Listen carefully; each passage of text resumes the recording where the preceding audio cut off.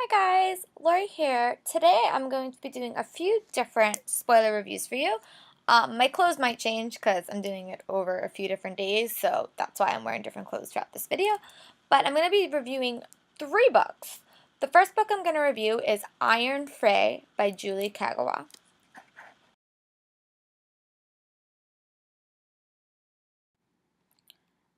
I thought this book was really good. I gave it 5 stars. It was one of the few books that I have read recently that definitely needed a series.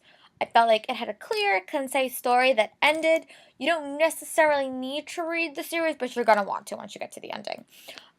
It's basically about this girl named Megan who finds out she is the daughter of King Oberon, who is king of the fairies, or the king of the fairies in this fairy world. And once she realizes that, she finds out that her brother has been kidnapped and taken away to this place.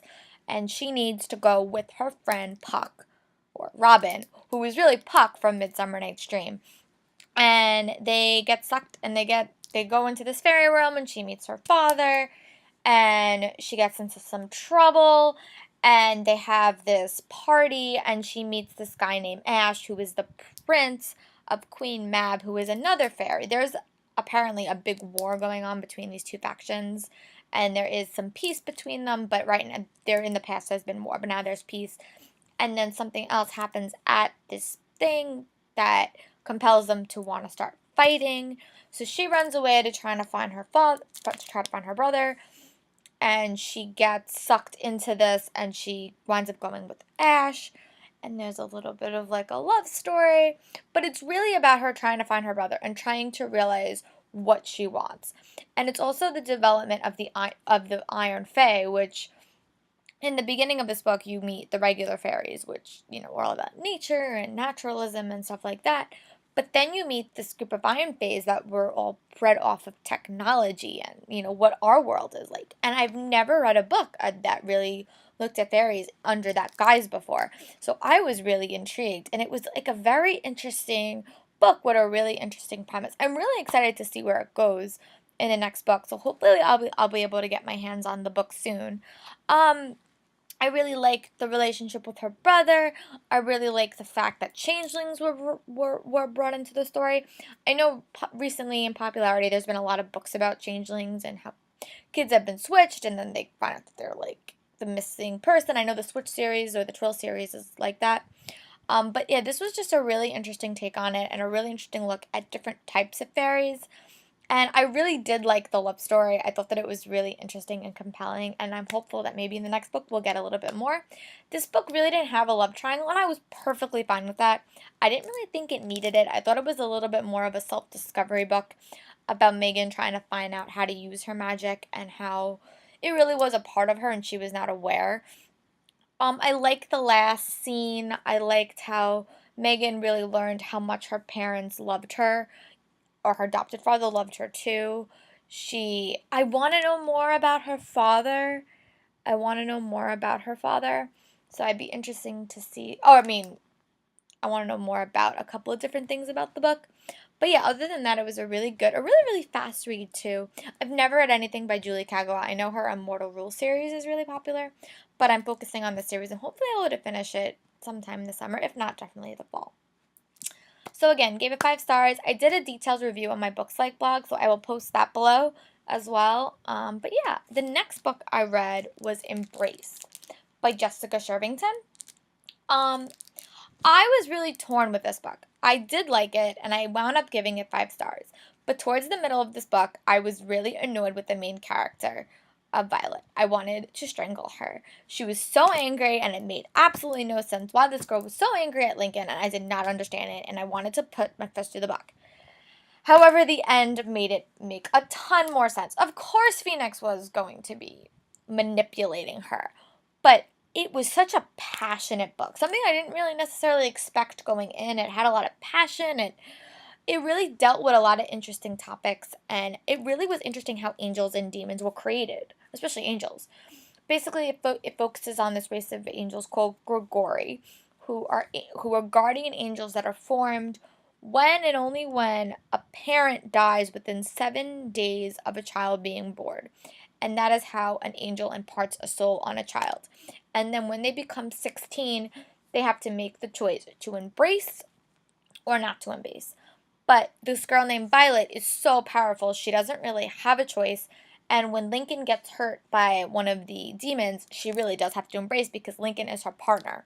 And Lincoln never told her and was just being friends, and she felt so betrayed that she started hanging out with this guy named Phoenix, who was actually a fallen angel. She thought, and the way that angels in the system are broken up, it's like either you're a good angel or you're a bad angel. And she was under the impression he was a good angel, but in all actuality, he was a bad angel. And he was really manipulating her and making her be so angry with herself and with Phoenix also. So it was a really interesting, compelling book. It was a very good start book. I really want to read the next one because I feel like in most series that are introduction, you need to get the character over the hump of finding out that they are a part of this world. It happens in all series. It happened in the Iron Fist series too. But I think that book moved a little bit faster than this one. So I still give it 5 stars. It's probably more like 4.5 than 5. But it was interesting. I also liked in this book how she actually did have friends, and it was like her friend became a part of the world. So it'd really be interesting to see where this series goes, because the first book was very, very strong. But I would really like to see now that I know more about the world, what's going to happen next. But yeah. The next book I'm going to review is Red Glove by Holly Black. This is the second book in the Curse Worker series. I really loved it. I gave it 5 stars. It was a great sequel. It answered a lot of questions, and then it gave me a lot more questions. But the book starts off with a death. And it says it on the first flap, so I'm not really ruining anything. The death of someone that Cassel knows. And that really perpetrates the book forward. It was really interesting because at the end of the previous book, Cassel's mother had cursed Lila to love Cassel, and as we saw in the first book, she didn't really love him, she hated him. And it was really interesting to see where it went through this whole entire book and how close they got, and then how at the end it was all destroyed. So I'll be really interesting to see where that relationship goes. It was really interesting seeing another side of Lila, because in the first book I really didn't like her, I thought she was mean. But then you got to see like another side, but it was a fake side, so it was really interesting. It made me almost forget, in a sense, like how mean she was to him in the first book. And it was all the mother's doing. It made me also realize how powerful this curse working really is and how powerful it becomes. It also became really apparent at the end how powerful the mother is and what she's capable of doing.